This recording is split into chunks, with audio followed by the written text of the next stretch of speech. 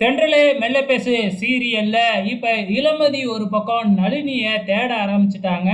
நளினி வேலை செய்யற ஹாஸ்பிட்டல்ல போய் பார்த்தா நளினி வரவே இல்ல அப்படின்னு சொல்றாங்க. அதுக்கு அடுத்த கட்டமா நளினியோட ஹாஸ்டல் போறாங்க.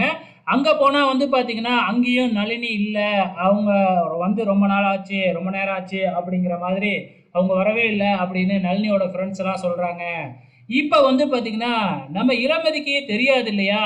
இந்த சித்தார்த்துக்கும் நளினிக்கும் இடையே தொடர்பு இருக்கு அப்படின்னு சொல்லிட்டு, அதனால அவ்வளோ சீக்கிரத்துல சித்தார்த் மேல இளமதிக்கு டவுட் வராது.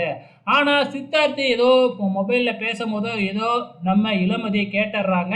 அப்ப வந்து சித்தார்த் தான் நளினிய எங்கேயோ அடைச்சு வச்சிருக்கான் அப்படிங்கிற விஷயம் நம்ம இளமதிக்கு தெரிய வருது. அதுக்கப்புறம் என்ன, இளமதி சித்தார்த்துக்கே தெரியாம ஃபாலோ பண்ணிக்கிட்டு போறாப்புல. ஸோ கரெக்ட்டா சித்தார்த்து நளினிய அடைச்சு வச்சிருக்கிற ஃப்ரெண்டு வீட்டுக்கு தான் போறாப்புல.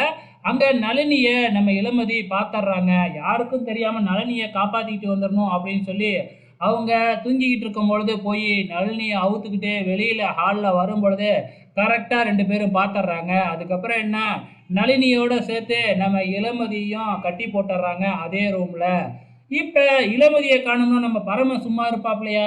கண்டிப்பா பரமன் வந்து பாத்தீங்கன்னா, இளமதிய தேடி இளமதியோட சேர்த்து நளினியும் காப்பாத்தி, அதுக்கப்புறம் சித்தார்த்துக்கும் நளினிக்கும் கல்யாணம் பண்ணி வைக்க போறாப்புல. இதுதான் நடக்க போகுது. பொறுத்திருந்து பார்க்கலாம்.